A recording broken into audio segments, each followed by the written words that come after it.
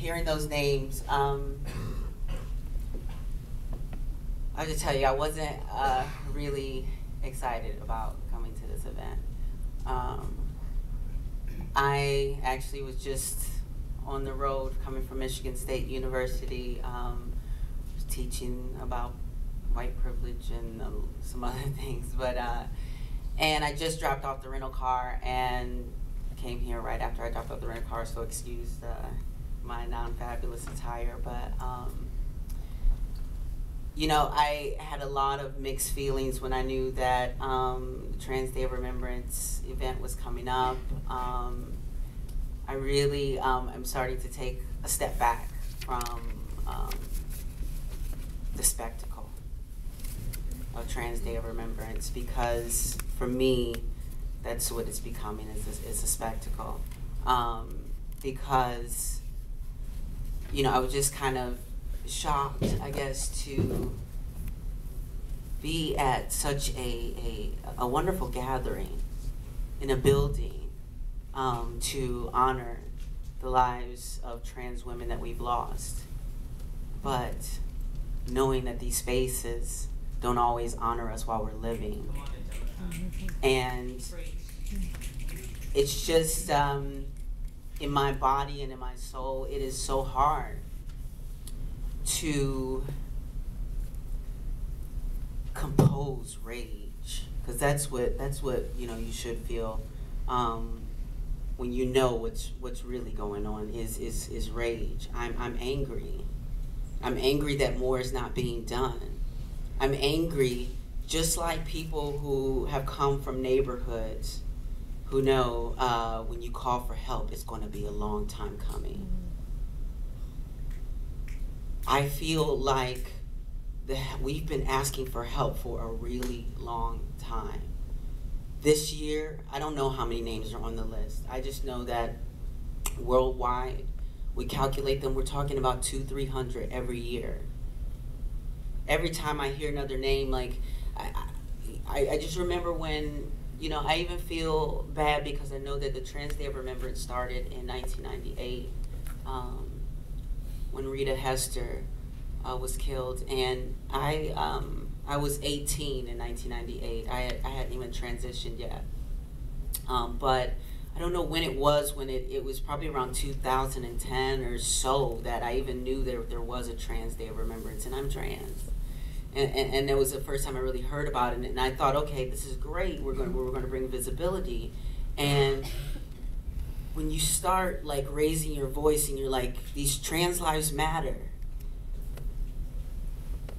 month after month, death after death, year after year, and you realize that most of the LGBT community is not listening.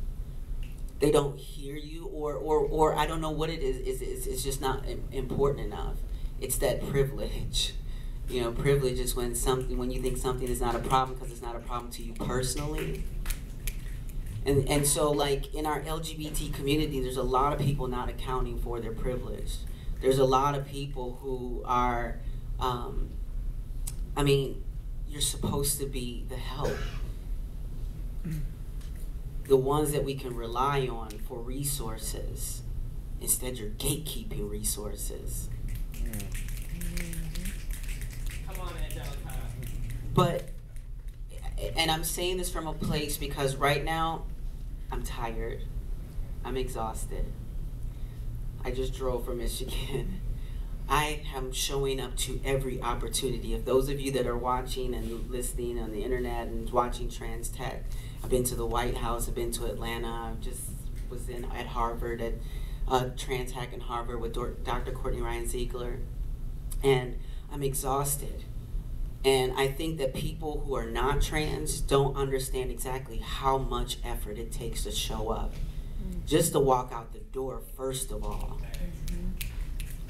To show up for these services when the world tells you you don't even belong in all these spaces. Okay, well now we're going to invite you to these spaces.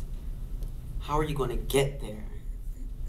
Because, I mean, truth be told, I was invited to the White House and it was a great experience, but I had to figure out how to get there. I have to figure out how to get to all these opportunities, and because the opportunity is tied to a system, the system, I've got to wait 2, 3, 4 weeks to get paid when I'm doing this work. It is very disempowering when a lot of organizations, if you ask trans people to come to the table and to come places, and all you offer us is a buzz card.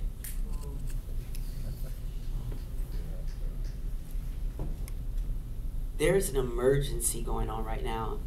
This trans lives, this is an emergency. And I'm just going to say, like, had this been 2 Matthew Shepherds,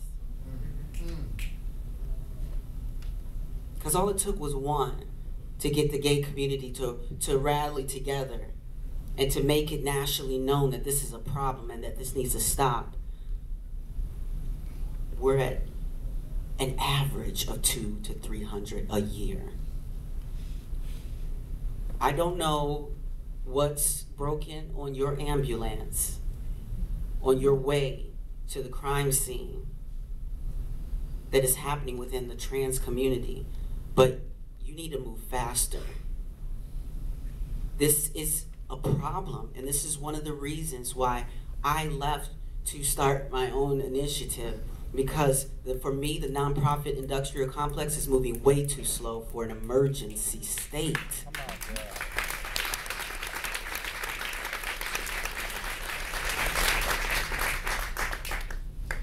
The longer it takes you, the more lives we lose. The longer it takes you, the more decisions we have to make between life and death. Just going to say this, like, if you consider yourself a leader, if you, and you're white people are very good at taking up space. But I'm challenging all the white people who take up space to create space. This is a big building here. This is a big building. And I've been in Chicago, I've been around this neighborhood, and I've been in this building over the past few years. There's a lot of loitering outside this building. A lot of trans people of color loitering outside this building. A lot of people of color loitering outside this building. I personally think it's because there's not a lot for them inside this building.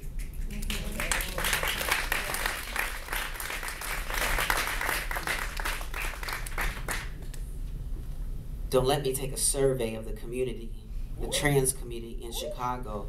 No, I'm just saying, ask them, how do they feel walking through these doors? Do you feel welcomed? Are people going to use your proper gender pronouns? Are they going to even care? What kind of programming is available? Especially when I don't have much money to pay for anything. I'm on food stamps. But I'd rather, see, this is what I do know. This is what I do know, is that trans people, we are so strong. Even if you kill us, our spirits are still lingering. Our spirits and our names will not be forgotten. And it's not because of these Trans Day of Remembrance spectacles. It's because of the community that we make with each other. It's because of the stories that we have. I just did a TDOR workshop at Michigan State University, and it was literally an all-white crowd. There was one black girl, and pretty much an all-white crowd. And they were asking me tips on how they should handle TDOR and everything, and wanted to read names and have this event. And I just stopped, and I said, okay, let's just stop for a second. Why don't you break out into groups? And I want you, in a group of 5 people, each of you take 5 minutes and talk about the first time you met a trans person. A lot of them couldn't really talk for 5 minutes. A lot of them didn't know a lot of trans people, and let alone trans people of color. But you don't need to come to, and I'm happy, I'm so happy, don't get me wrong, I'm so happy to see so many faces here, so happy to see community coming together. But I'd like to see you more often. I'd like to see you throughout the rest of the year when it's time that we need to see your support when it comes to our issues for employment, for health care. When we're trying to navigate spaces, it's hard. We need you to take up some of the slack. If some of the cis people in the room, we need you. I'm tired of explaining. I'm tired of doing the 101s, unless you're paying me.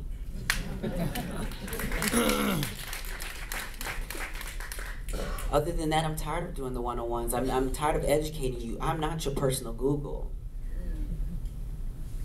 But I do recommend that you do Google, because Google Miss Ross, I'll be the first thing that comes up. But no, Google and learn something about trans people, and then have some real conversations with people. Don't have these 101 kind of conversations and end up saying stuff that you know you shouldn't be saying. You wouldn't even ask anybody if they weren't trans. Everyone in this room, everyone here, there can be an exponential growth of change, and it starts with you. I'm going to say, when it comes to the word tranny,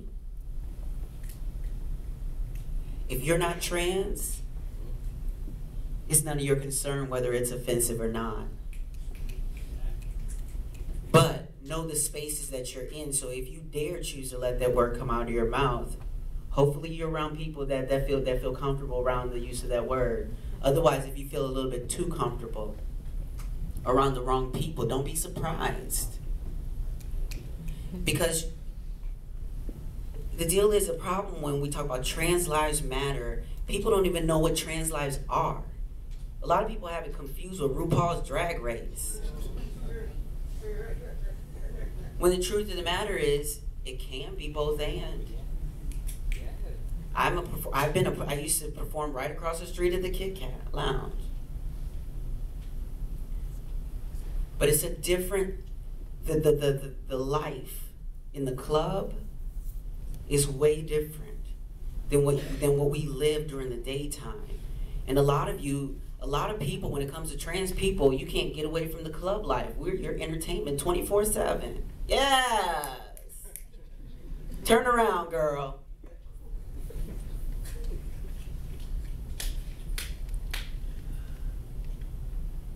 I am more than your entertainment as a trans woman. And when you say trans lives matter, prove that it matters beyond the stage, because Continental is great. I love Continental. I used to run for Continental, do the pageants, and I had so many gay friends, and they know who I am. They come to the show. But when I stepped off the stage, I haven't seen some of them in years. I haven't heard from some of them in years. Even when I send emails to talk about how I'm trying to help trans people of color build their skills, where's my tip now? I'm not shaking my ass for the dollar now. Now I'm raising my voice for the dollar. But guess what? That shows that certain people don't value the voice of trans people, because so often you're trying to speak on my behalf because some degree told you that you're better informed than I am as a person that's living this life.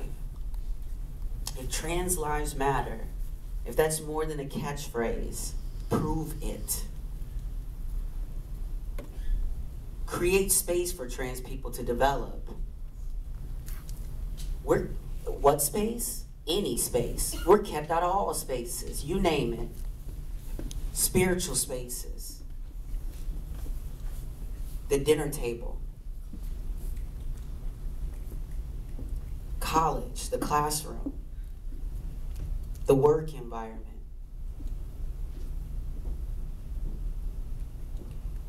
If you're someone who is privileged enough to have space to learn, to develop, to grow, to have your spirit fed. If trans lives really matter, think about those people when you're getting fed. Think about those people when you're getting your needs met. Think about, test your environments. I always say, what's the temperature like in here for people?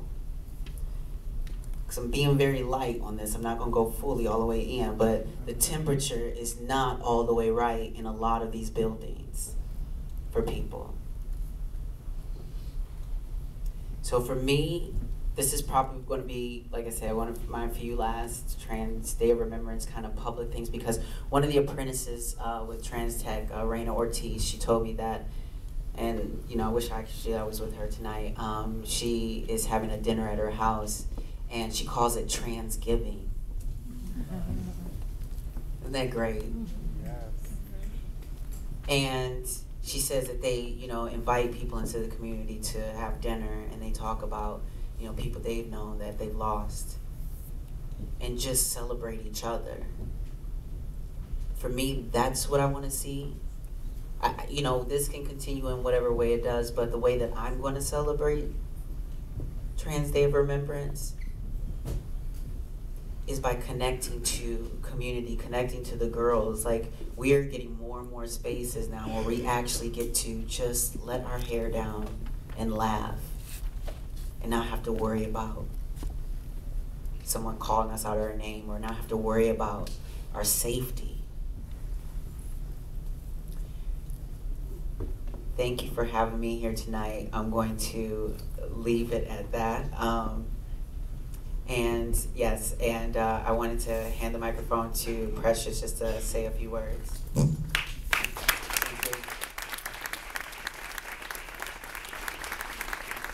Thank you, Angelica.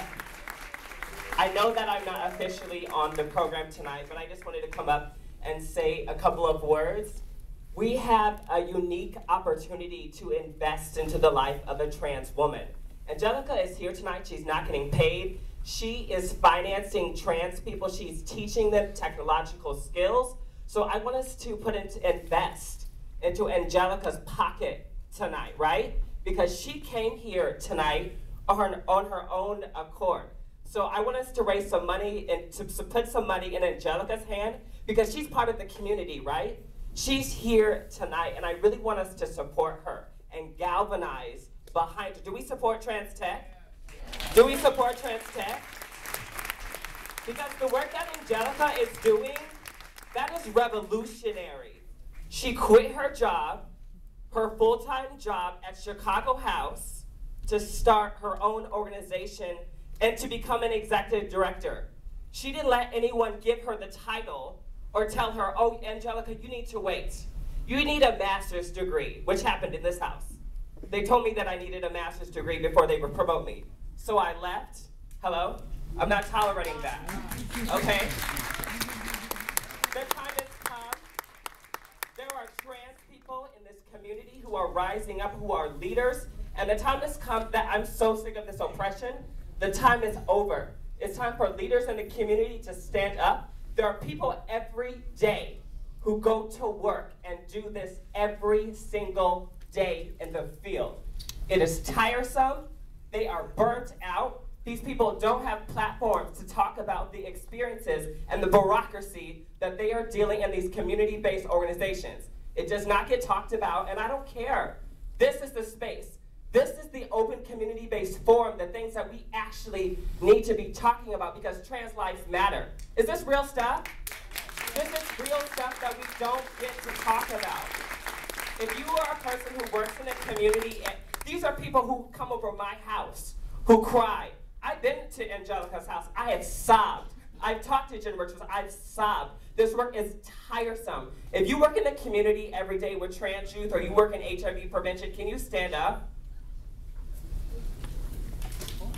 Look at all of these people who work every day in the field. Thank you so much for being on the front line. I want us to collect some money for Angelica.